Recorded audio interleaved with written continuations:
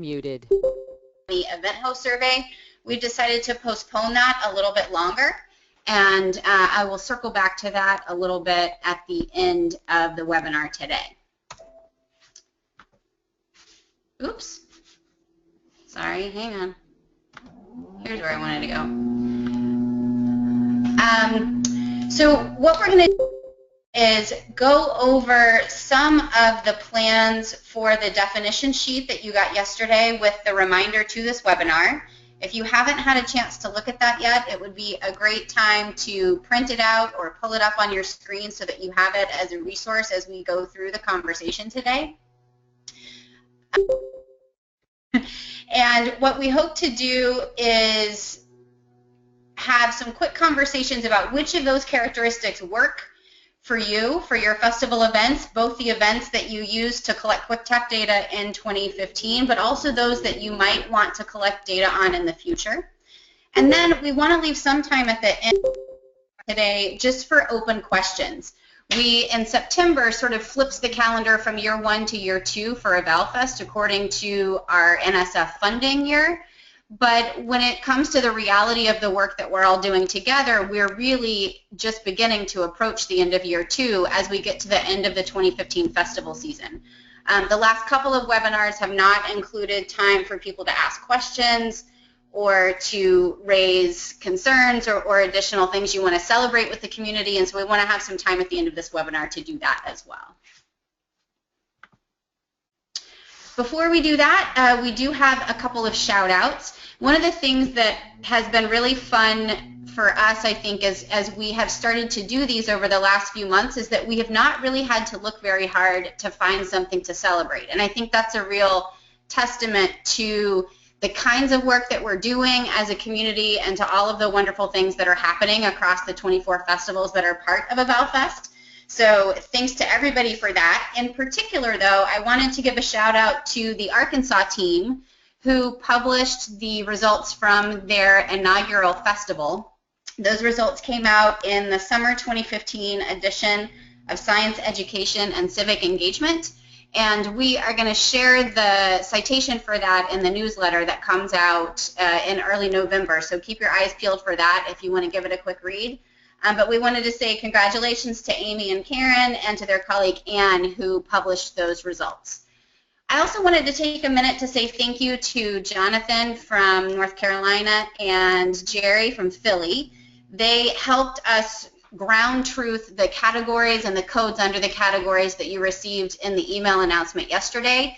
And our goal with that was to try to plug as many holes as we could before this conversation, and then to use this conversation today and this webinar today to really finalize that list and think about how to use it in the next couple of months to start coding what we have for our 2015 data. All right, and speaking of data, one of the things that we know about data is that there are lots of different ways to slice it, and the more data you have, the more likely to be able to make. So what typically happens with festivals is that we collect data on our festival alone. And what many of us have probably done in the past, and what you may have already done with your data this year, is look at sort of this top level layer, the attendee characteristics, and how the ratings that people gave your festival event might be different based on whether they're male or female, or based on race and ethnicity, based on any of the demographic variables that you collected. You might slice and dice your data in that way to think about whether your festival is doing an equally good job of meeting all of those different audiences. The dashboard, you'll remember from last month's webinar, is going to help you explore those data a little bit further. And so this is a screenshot that we may have shown last month.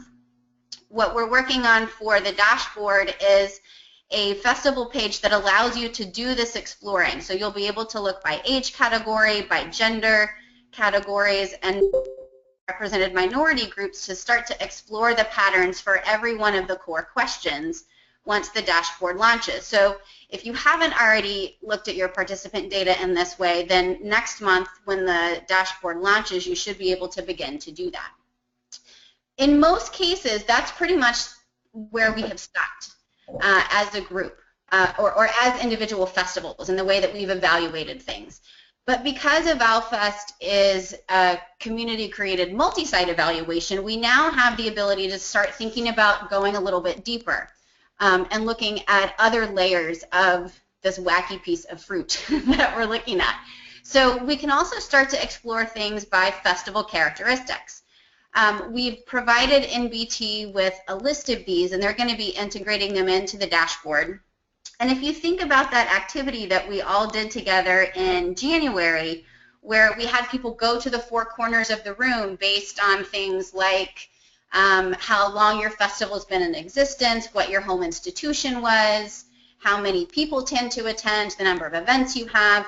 There are lots of different ways that we might think about comparing our festival data to particular slices of our festival community, and we would use the festival characteristics to do that. So here's an example of what the dashboard will do with this idea in mind. It's actually going to be a little simpler than this. So all of the data will be housed in one database. So rather than picking a particular survey to use, all of our data will be together.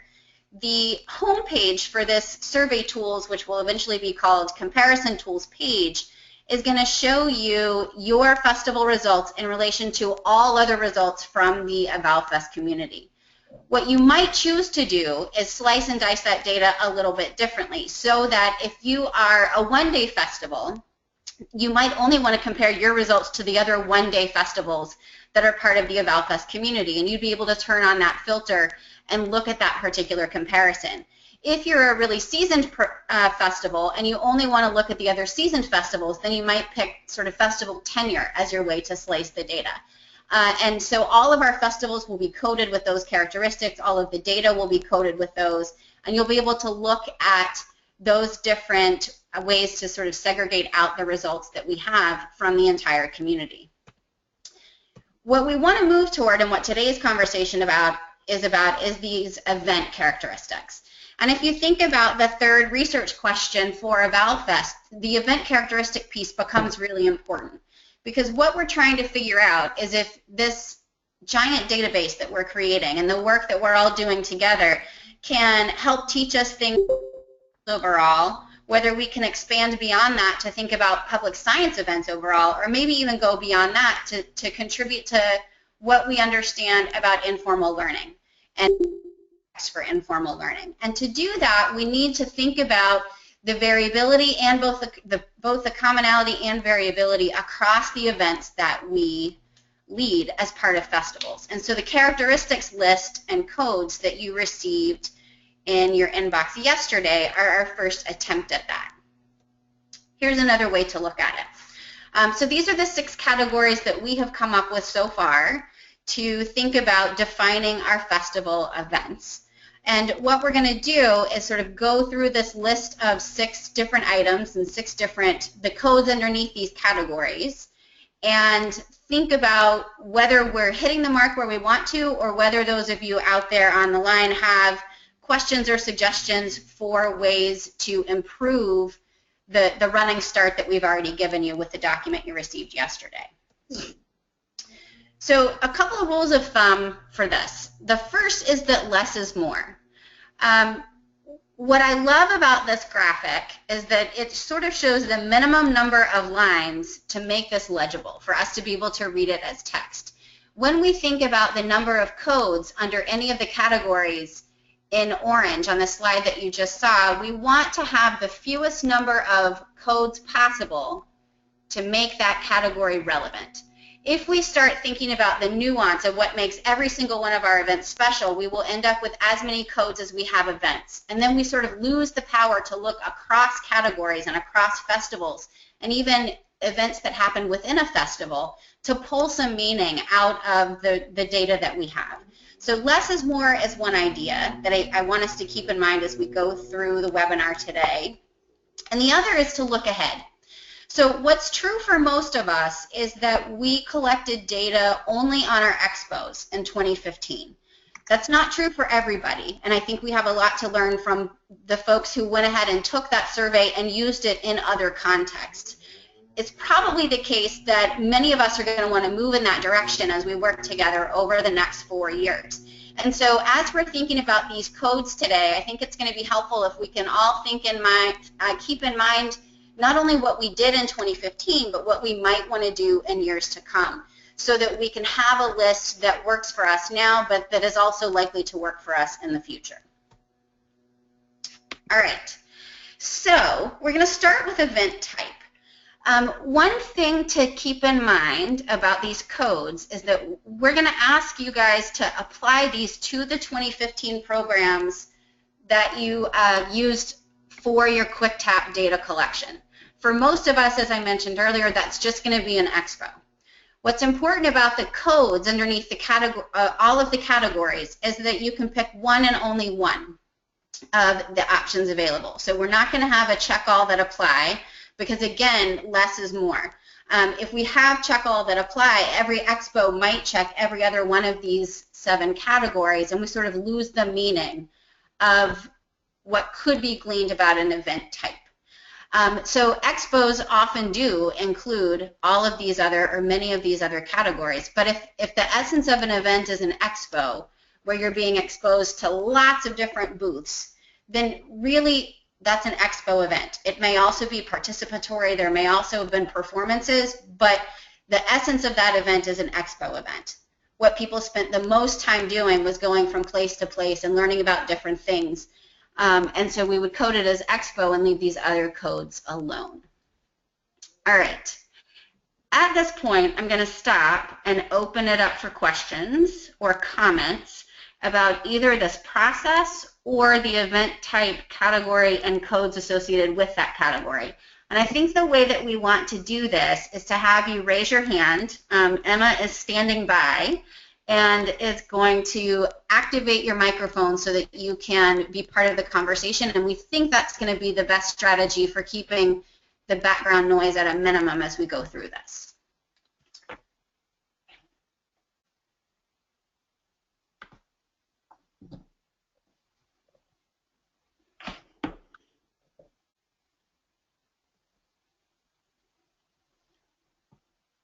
All right. Let me ask a different question. So we have these 7 categories for event type. Denise did an excellent job of defining these, I think. Are there events that people hosted in 2015 or events that you know you want to collect data on in the future that don't fall into one of these 7 categories? And if so, please raise your hand and we'll give you the floor.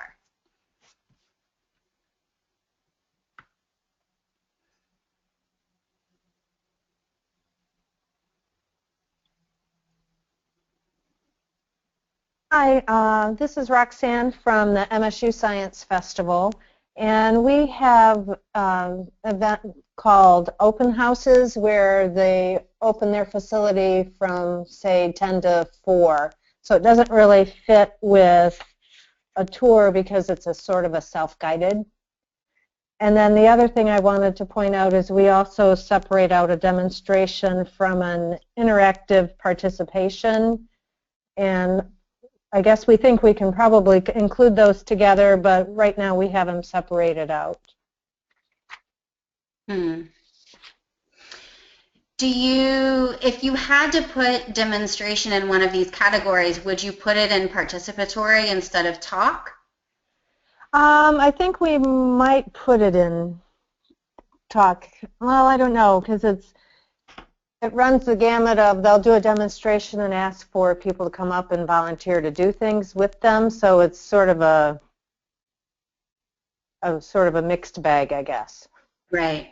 So one of the things, Denise is the one who came up with the definitions for this category, and one of the things that really was meaningful for me, and I think will probably be important for all of us as we think about how to code, is like the participatory activity, she says, is an activity where the attendee is actively doing something for the majority of the time. And that majority of the time, I think, becomes really important.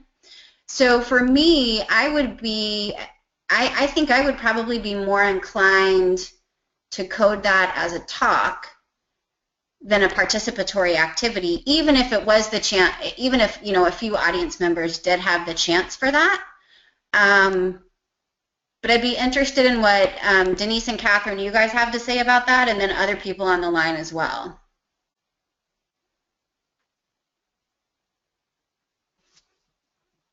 This is Catherine. I agree with. I think we just have to try to be consistent, right, across festivals. So if we say that participatory means the majority of the time is spent with the majority of people doing something, then that can help us figure out what goes in that category versus what is a talk. And Roxanne, would you be comfortable putting an open house kind of event in tour if we change the definition, or do you think that a tour is guided and so open house falls into some other kind of a category? For us, the open house is a different category because it means they don't have to have individualized docents they're giving tours all day long. It's, just an open activity. I don't know how other people handle it on their end if they have facilities that are just open. For instance, we have a bug house, so there are people there to talk to people, but they're not giving any kind of guided tour. Mm-hmm. Yeah. We will have to think about that one. Okay. I think. The current definition says that art walks count as a tour. Those typically are not guided either. Mm-hmm.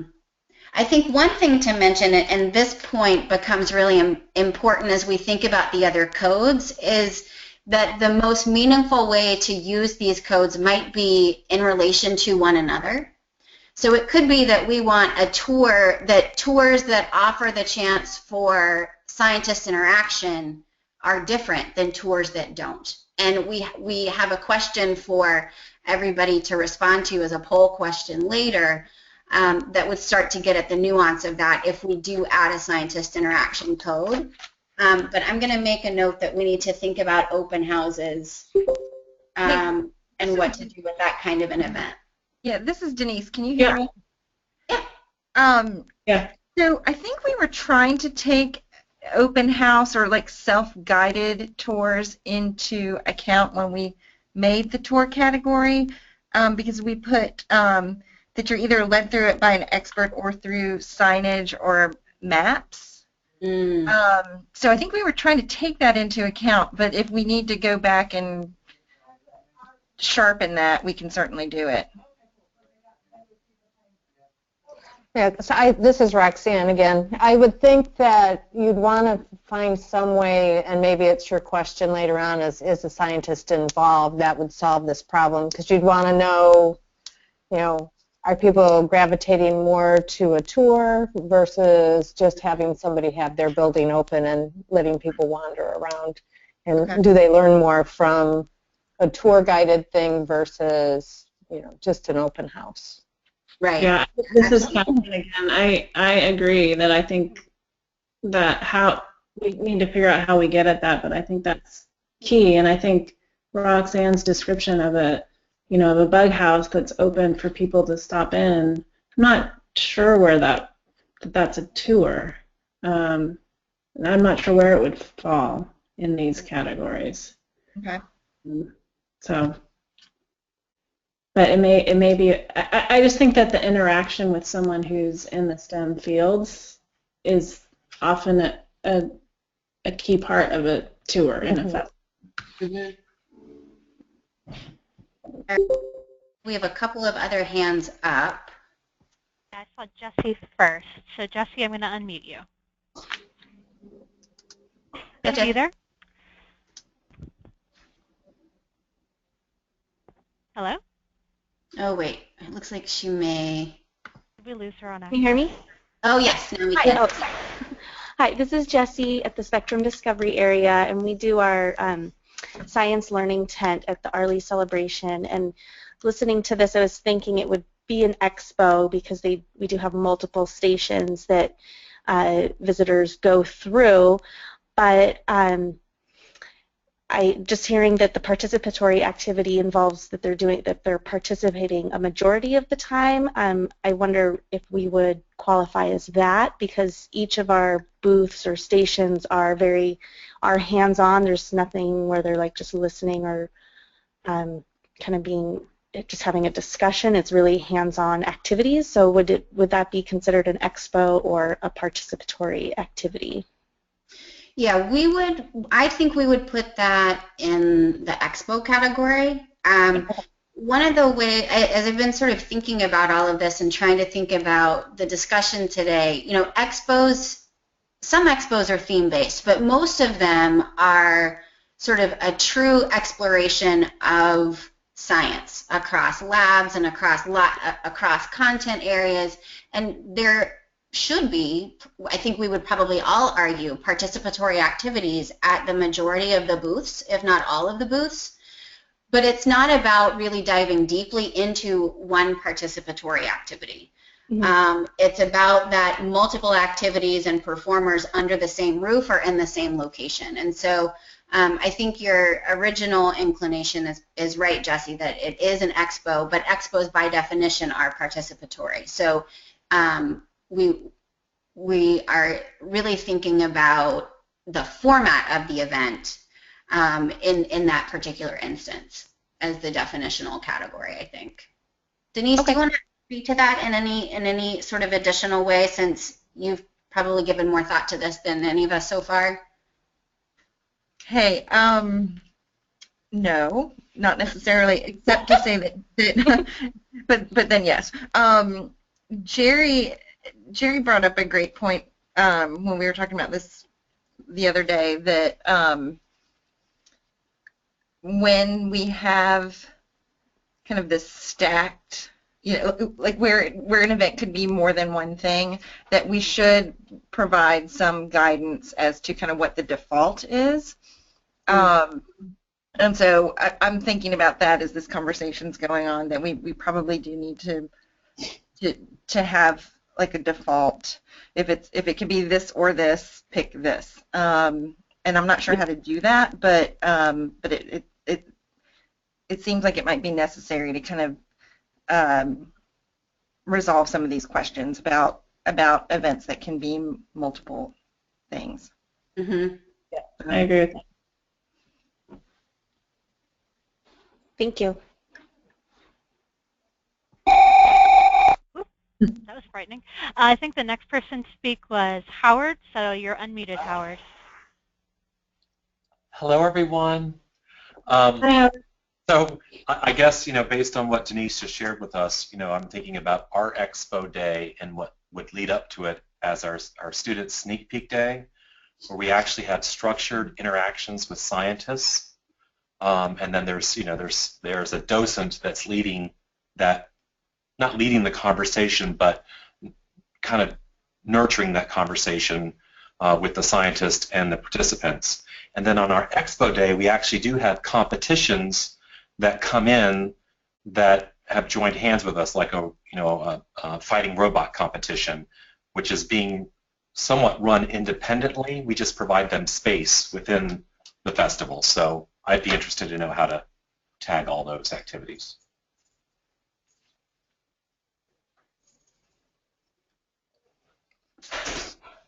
Hello? Hey, thank you. We're all thinking.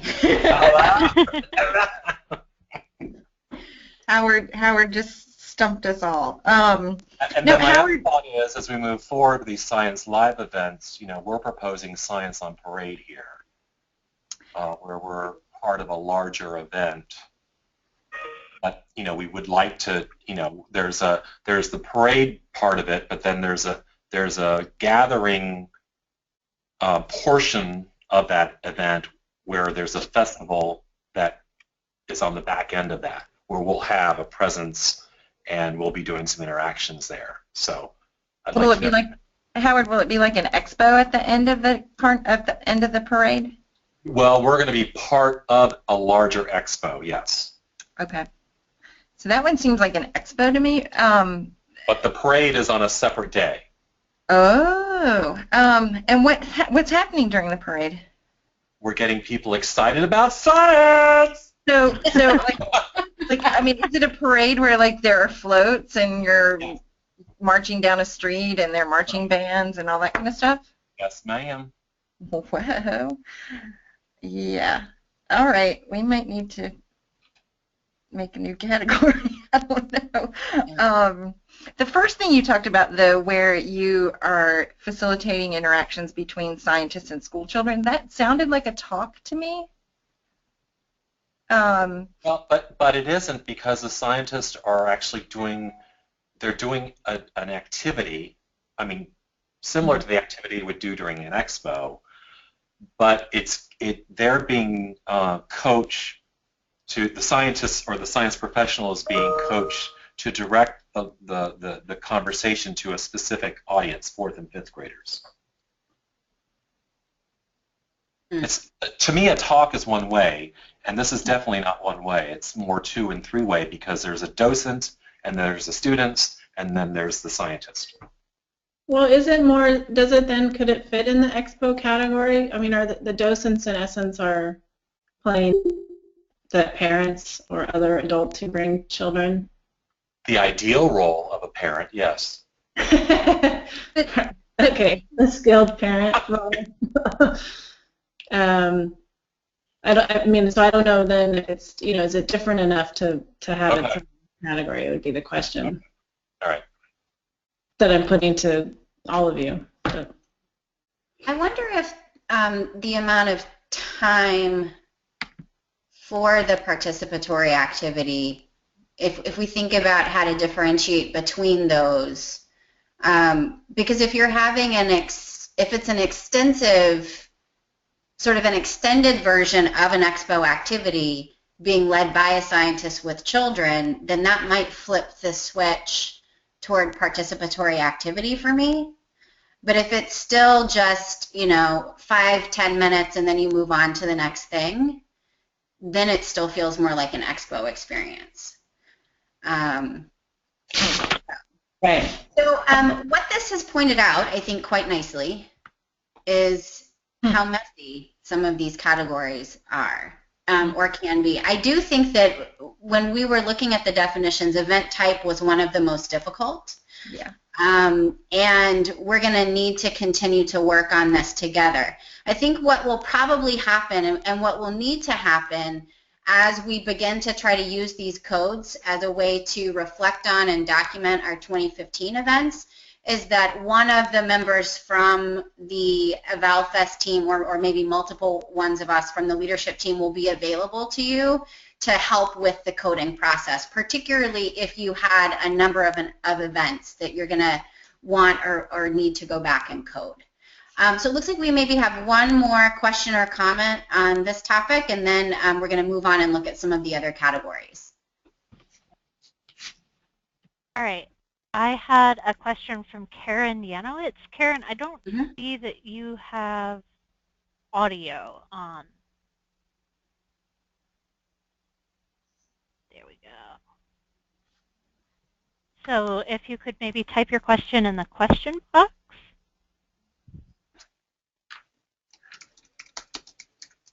Oh, she says she's on the phone. Do you have your audio pin?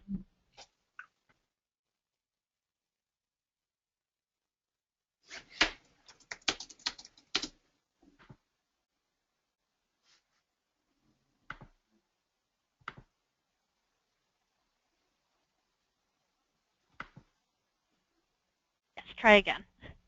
Sorry, this is a little awkward.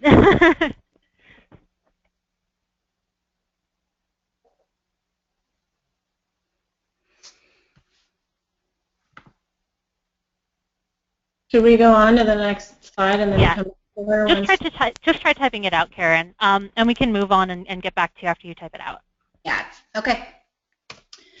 All right. So next up we have venue, and so we have 17 different categories here. We spent a lot of time trying to poke holes in this one ourselves. I am sure that you all probably have things that you're not sure where they fit, or there may be categories that you think are missing entirely. For the sake of time today, I'm going to just ask that you start typing those into the chat. So if you have an event that you don't think fits any of these categories, or if you have an event that you have a question about, type that into the chat. The webinar program will save that for us, and we can go back and sort of systematically try to think about and address all of those different categories as we move forward. I'm going to give people a minute or two to do that, and while that is happening, if anyone else has a question or a comment about this process, go ahead and raise your hand, and we'll use the time to get a couple of other comments on the record while people are typing into the chat. Yeah. Karen's question was, what about the size of the expo? In Arkansas, they had 3 events with activities, so one was a larger event, but others had maybe 3 booths. So she said she thinks that would be important to know and maybe needs to be added or considered when bringing up that about your event. That's an interesting point. It is, and I wonder if it is specific to expos or if it's really, I mean, it could be a definitional criteria for expos, but we might want to look at size of event for all of the kinds of things that we're coding, right? So that might be something that we think about adding as a category. I think that's a good idea.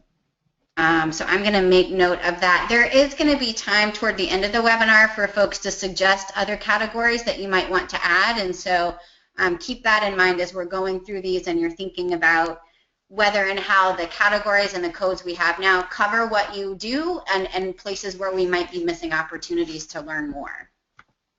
All right. Next, we have target audience. I went to a case meeting last year that Jessica Sickler attended, and several of you, I think, probably know her and her work.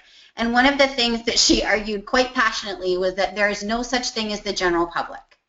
That if your audience is targeted to the general public, then you don't have a good enough idea of who you're trying to serve.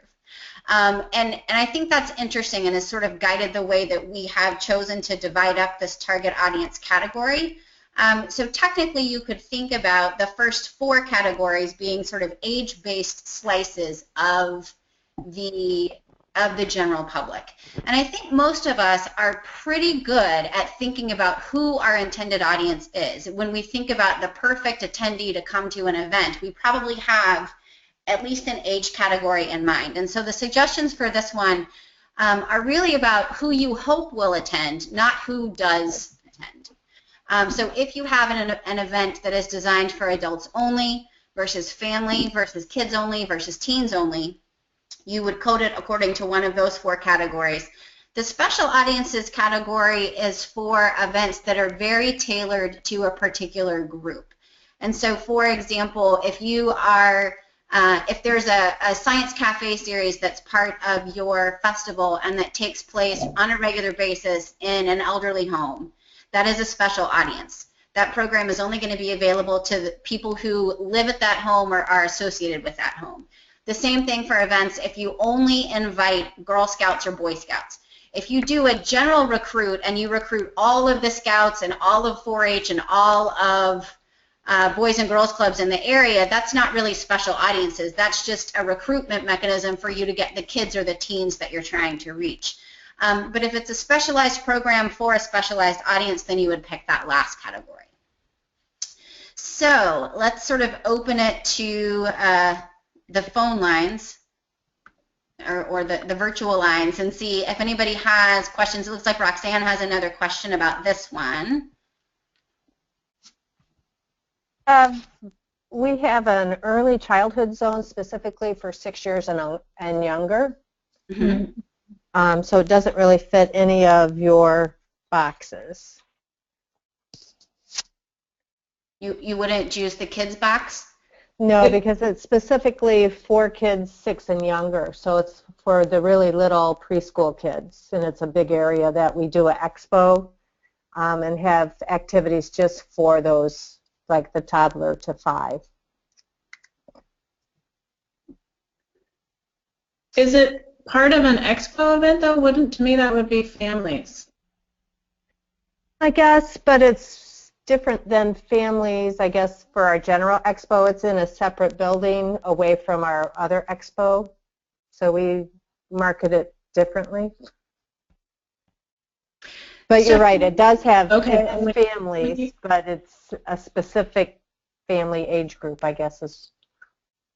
Yeah. So I can tell you, Roxanne, when I've used the kids only category before, that does include preschool. Okay. Preschool to me, those are kids. And all the way up through teens. And so when we've used similar categories for our festival, I have included the itty bitties and with the slightly older kids. But it sounds like you consider that a different kind of programming. Yes, and we have a sponsor that funds that early program. Okay. So that's maybe something interesting for people to think about is because once you start talking about a sponsor, immediately I start thinking, okay, so you've got to report out to that person in a certain way. Right. So for the purposes of EvalFest, though, what we want to know as a community is that the data you collected were from a program that was for kids only.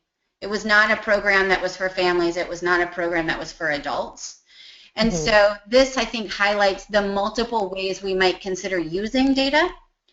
And for the purposes of EvalFest, it's all about that sort of minimum number of meaningful categories. And so to me, I think it's probably a better choice for this event characteristic level analysis to just keep that as kids, rather than thinking about separating it out or creating a new category for preschool.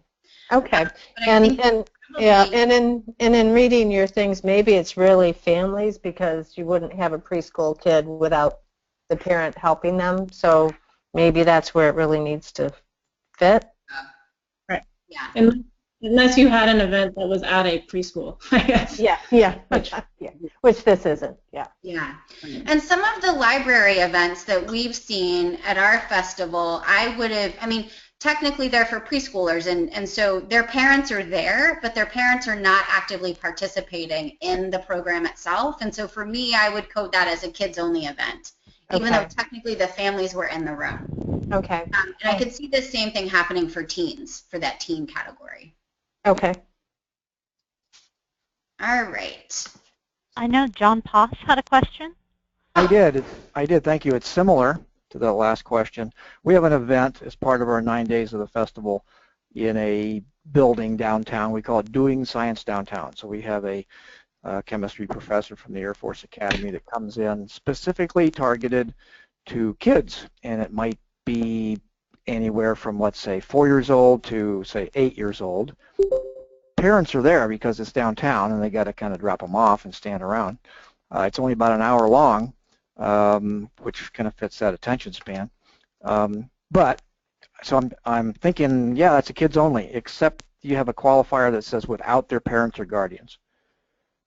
So maybe we rework those definitions a little bit. I'm not sure without their parents participating, because they kind of watch what's going on, and we have assistance to the professor to go through the activity. So it's a minor thing, but I just wonder. Yeah, I think it's important though, because a lot of this conversation could feel, and John, not just yours, but like all of these comments are really in the weeds, right? And so it could feel like just such minutia. But the beauty of what we could do with these data sort of lift out of that. And so we have to make sure that the definitions that we have make sense, and as Catherine said earlier, are being used consistently by everybody. And so clarification points like the one you just made, John, I think are really important, because they're going to help us be able to trust what we're trying to do with these codes, which is use them to understand something greater than we could accomplish by just looking at our own festival events on their own. All right. Thank you. One of the other things that, sorry, who did I just interrupt? Just me saying thanks, sorry. So we also, at the moment, have a category for whether the event was hands-on or not, and definitions for this. And I think this is a good way to think about the power of these data. So if we think about, the way that we design festivals, the way that we probably design all STEM outreach that we think is good quality outreach, it probably has a hands-on component to it. And there's a lot of literature that says that that's the way to go. So it'll be interesting to look at our data once they're coded for things that were hands-on versus things that were not, and think about whether and how our festival data, our EvalFest data from across this entire community, support what we would expect from the literature, or if there are instances where we actually don't see hands-on events having stronger outcomes or being rated more effective. I think that, if we think about hands-on events for adults versus those for kids, or what the context has to do with it, there are lots of different ways that we could look at the nuance of hands-on in relation to the other categories that we have, to think about what we could learn about festival events in relation to this hands-on piece. We've also got a category for whether the event was free or involved a fee. Even though it looks like there should only be 2 categories, there are actually 3.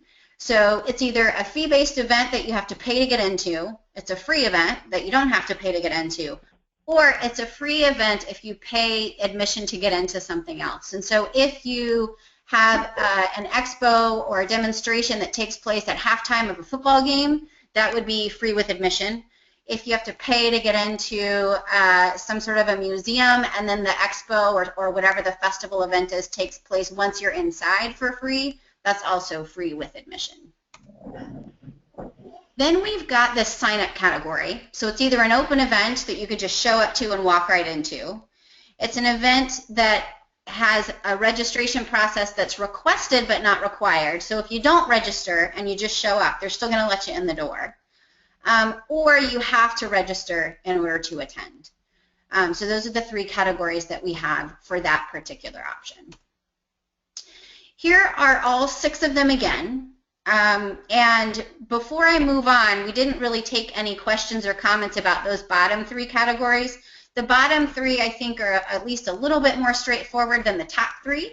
But if anybody has any comments to make about hands-on, free or fee, or sign up, then go ahead and raise your hand now, and Emma will open your line.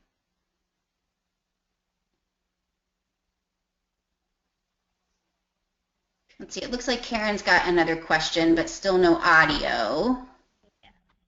So, Karen, if you could type that out, that would be awesome. I know John has been asking questions, so I'm just going to unmute you, John.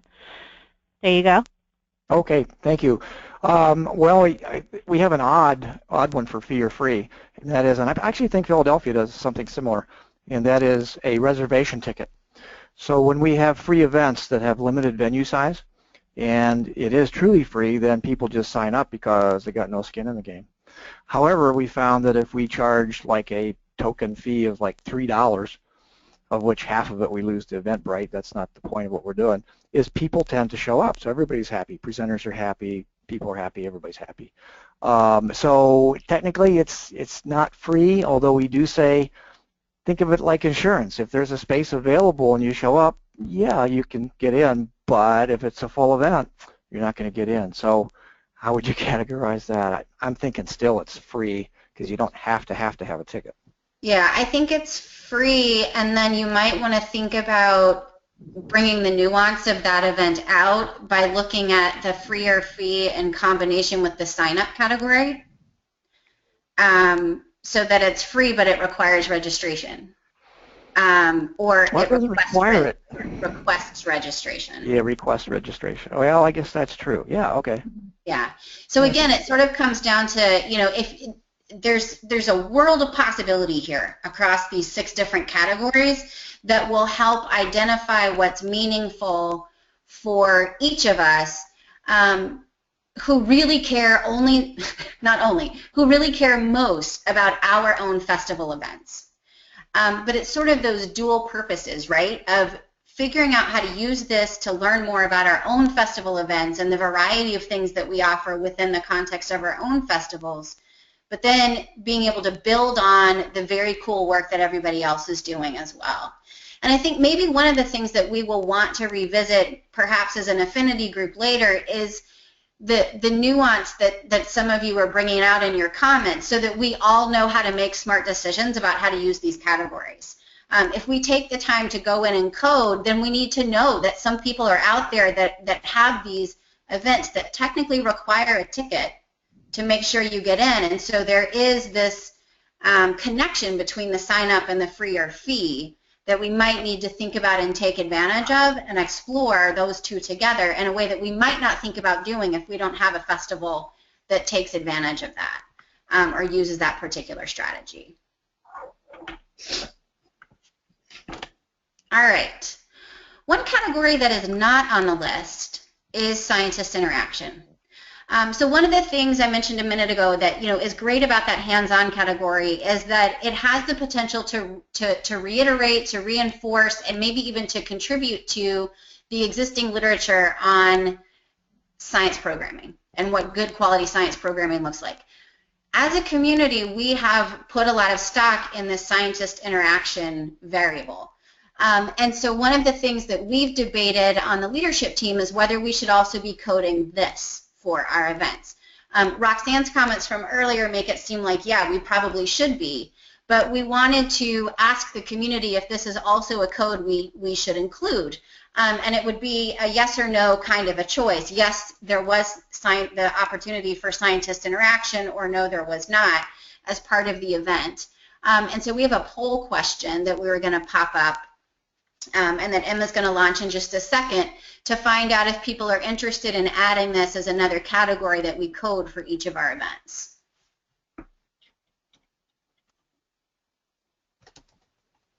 We lost you. I just stopped talking. Oh, okay. Sorry, I'm waiting for the poll. Oh, maybe I can. There it goes. I thought I'd lost you. You just cut out. Oh, sorry.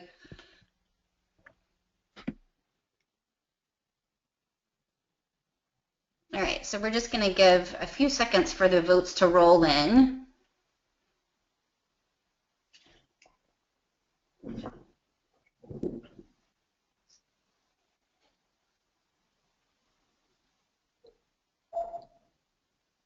All right.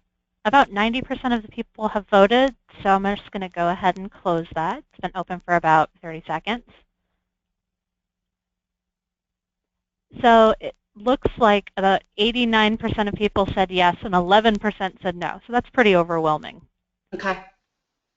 All right, so we will think about adding that as a code and providing definitions for that as well.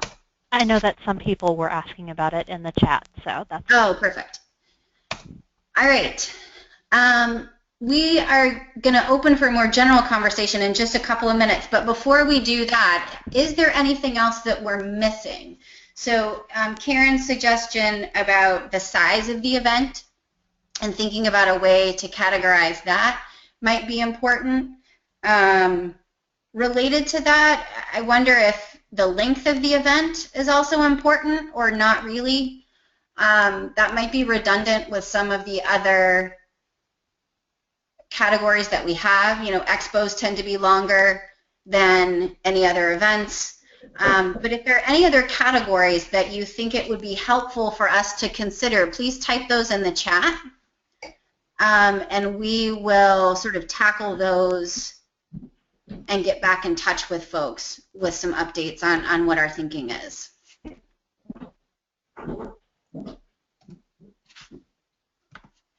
Okay. Let's look ahead in a couple of ways. We have some save the dates for you. We figured that when we opened it up for questions, one of the first questions was going to be, hey, do we have dates for the annual meeting yet? And yes, we do. So if you saw the SFA newsletter that came through, I think it was last week, you'll know that the IPSEC dates have been confirmed for 2016. IPSEC is going to be on June 13th and 14th. The second EvalFest annual meeting will be held directly after that, so we will be in Boston and together on June 15th and 16th. So as you're thinking about your summer and who's going to attend IPSEC and who's going to attend EvalFest, we wanted to sort of remind folks that your commitment to the project and our commitment back to you involves having two people come to the EvalFest meeting, and those two people need to be a festival director or coordinator and your festival evaluator. And that we can, through the grant, cover airfare for those 2 folks, and we think a couple nights of the hotel for those 2 folks. So whether people come for all of IPSEC and all of EvalFest, or whether staff members come and go across those days, it is our hope and expectation that we will see both of you all day on the 15th and 16th, and it would be great if we saw all of you for all 4 days. So we're looking forward to that. All right, here are some dates that are closer to home, and a lot of this is going to be reminders from that looking forward section that Catherine presented last month in the webinar. The one exception to that is AEA, and the specific date for that. So Denise and Pat and Amy and I will be presenting at AEA on November 12th. So if you're going to be at AEA, please plan to come to our session so that you can stand up and contribute in whatever way during discussion, during the panel that we're going to be hosting. But we'd also love to find a time to get together with EvalFesters who happen to be there. So if you could send us an email and let us know if you're going to be in Chicago for AEA and around on the 12th, then we would love to try to organize a time for everybody to get together.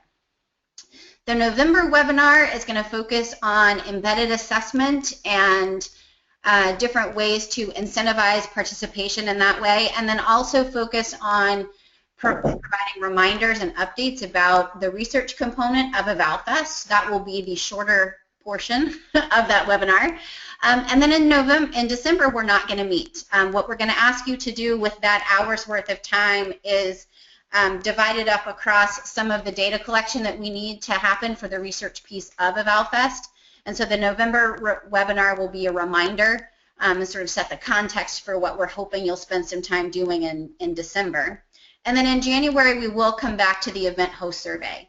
We have several of you, I think, Emma, is it 8 festivals who have contributed surveys that they've used in the past? 9. 9. We have 9 of you who were kind enough to send in host surveys that you've used in the past, and we're going to be going over those in the next month or 2 and trying to come up with a common instrument that we might all choose to use, starting with our 2016 festivals. And so we'll be sharing that with you probably prior to the webinar, and then going over that in the webinar when we meet again in January. All right, I'm going to skip over that for now and just sort of open the floor for questions either about event characteristics and this process that we're talking about using to begin coding our events. As a reminder, that's only the events that you collect data on in QuickTap. And those databases would then be merged so that we could explore data using event characteristics in the database and in the dashboard. Or questions about year 2. So again, if you have questions about or comments about either of those, if you'll raise your hand, then we'll sort of open your mic so that everybody can hear you.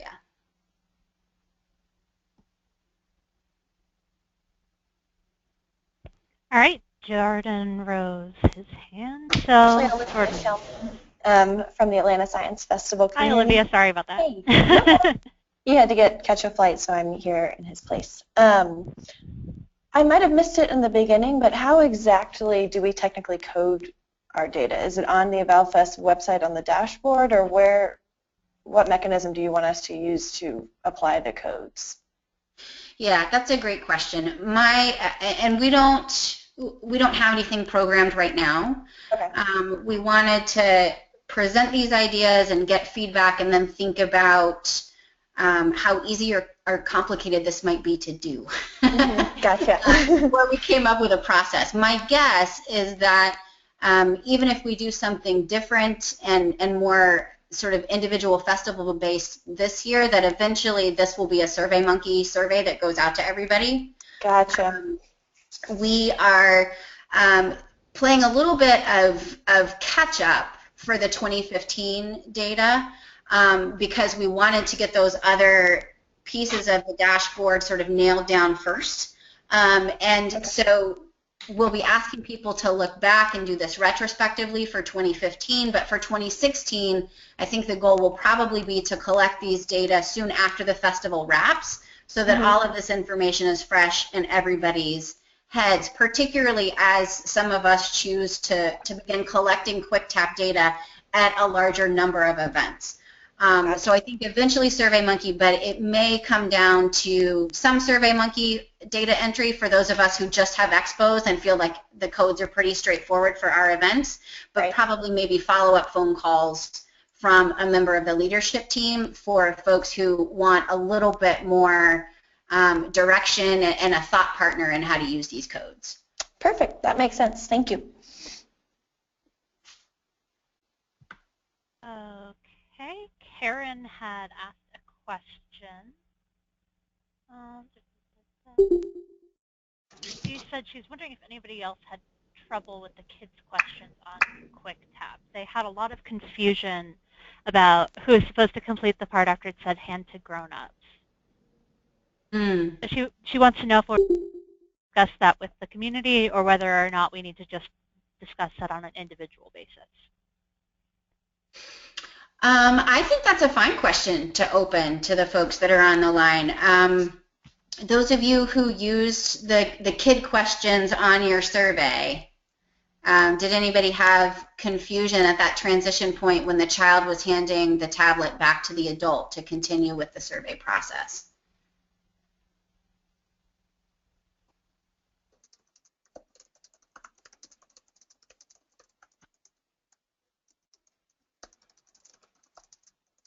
I do think we have evaluation feedback about the process taking too long overall when people used kid questions and adult questions.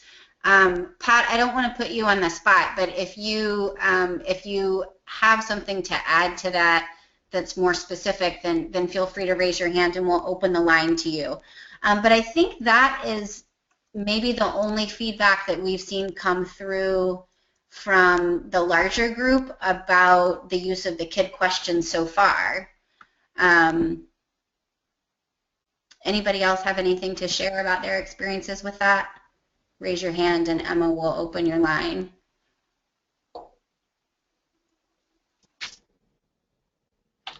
Okay, I think I saw Gina first, so Gina, you can speak. Hi, can you hear me? Yep. Hey, Gina. Hi. So the issue that we had is that you lose demographic data when you switch from the kid to the adult because you ask the demographic questions on the kid thing, like what age they are, but then when you hand it off to the adult, we don't know anything about the adult.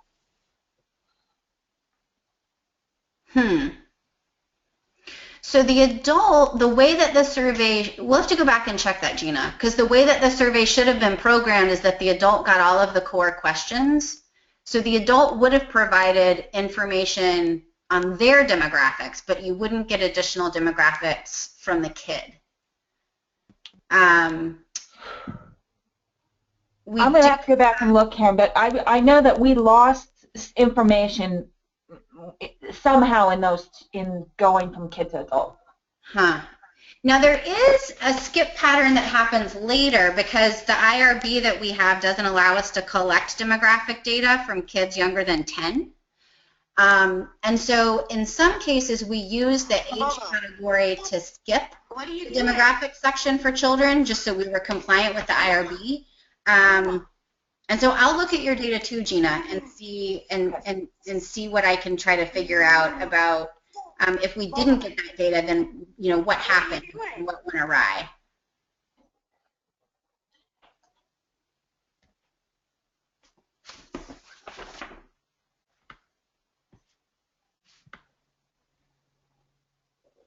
All right. Anybody else with an experience to share from the data collection or a final thought or question to pose to the group before we wrap up for today?